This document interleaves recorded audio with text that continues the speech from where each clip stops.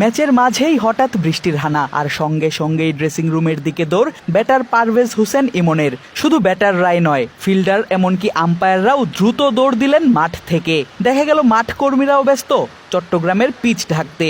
দ্রুত সময়ের মাঝে বেশ তাড়াহুড়ো করে মূল পিচ এবং আশেপাশের পিচগুলো ঢেকে দেন বীরশ্রেষ্ঠ শহীদ flight lieutenant Motiur Rahman cricket স্টেডিয়ামের মাঠ কর্মীরা।